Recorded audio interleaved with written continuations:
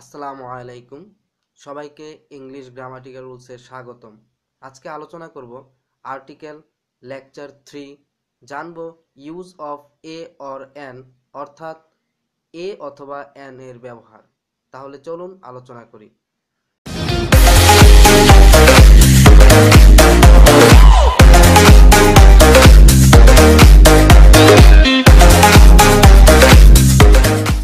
Rule 6, ওই রকম একজন ব্যক্তি বুঝাতে প্রপার নাউন এর পূর্বে এ বা এন বসে, অর্থাৎ কোনো একজনকে অন্য একজন ব্যক্তির মতো বুঝাতে ওই ব্যক্তির পূর্বে এ বা এন বসাতে হবে। Example, A you are a Nazrul I see, অর্থাৎ আমি তোমাকে একজন নজরুলের মতো দেখি। এখানে ইউকে নজরুলের মতো বোঝাতে নজরুল প্রপার নাউনটির পূর্বে এ বসেছে। B he thinks he is an Alexander Pope, অর্থাৎ সে মনে করে সে একজন আলেকজান্ডার পোপ। এখানে হি কে আলেকজান্ডার পোপ এর মতো বোঝাতে আলেকজান্ডার পোপ প্রপার নাউনটির পূর্বে অ্যান বসেছে। এক্ষেত্রে একটি নোট মনে রাখবো, তখন প্রপার নাউনটি কমন নাউন হয়ে যায়। এছাড়া সাধারণত প্রপার নাউনের পূর্বে আর্টিকেল বসে না। রুল 7, মোস্ট সমান ভেরি বা খুব বেশি বোঝালে মোস্টের পূর্বে দা না বসে এ বসে। আমরা জানি সাধারণত সুপারলেটিভ ডিগ্রি এর ক্ষেত্রে মোস্টের পূর্বে দা বসে, কিন্তু মোস্ট সমান ভেরি বা খুব বেশি বোঝালে মোস্টের পূর্বে দা না বসে এ বসবে। Example, A he leads a most unhappy life, অর্থাৎ সে খুব বেশি অসুখী জীবন পরিচালনা করে। এখানে মোস্টের অর্থ বেরি বা খুব বেশি বোঝানোর জন্য মোস্টের পূর্বে এ বসেছে। রুল 8, ভার্ব যখন নাউন হিসেবে ব্যবহৃত হয় তখন তার পূর্বে এ বা এন বসে। Example, A let us go out for a walk. আমরা জানি প্রিপোজিশনের পর সাধারণত নাউন বসে, কিন্তু এখানে প্রিপোজিশন ফর এর পরের ওয়াক শব্দটি হলো ভার্ব, তাই ওয়াক শব্দটির পূর্বে আর্টিকেল এ বসিয়ে ভার্বটিকে নাউনে পরিণত করা হয়েছে।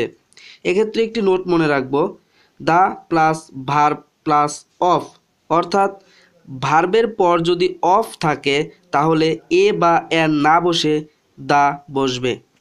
Rule 9, dozen, hundred, thousand, million, cough, cold, headache, rag, interest, good deal, good many, great deal, great many ইত্যাদির পূর্বে এ বা এন বসে। Example, A I bought a dozen of eggs.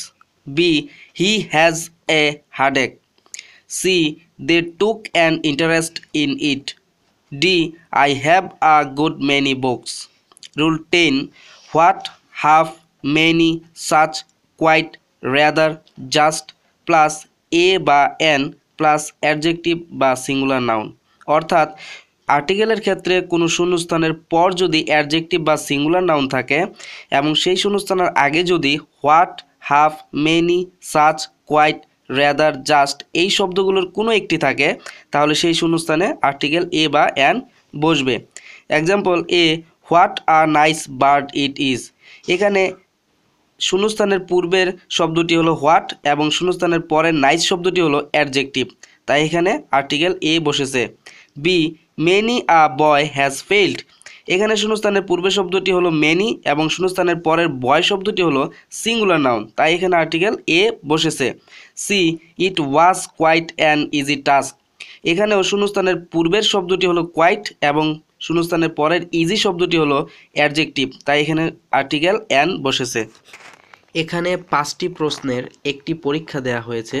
আশা করি আপনারা সবাই পরীক্ষাটি দেওয়ার চেষ্টা করবেন, আর কোনো সমস্যা হলে অবশ্যই কমেন্ট করে জানাবেন, আমি উত্তর দেওয়ার চেষ্টা করব।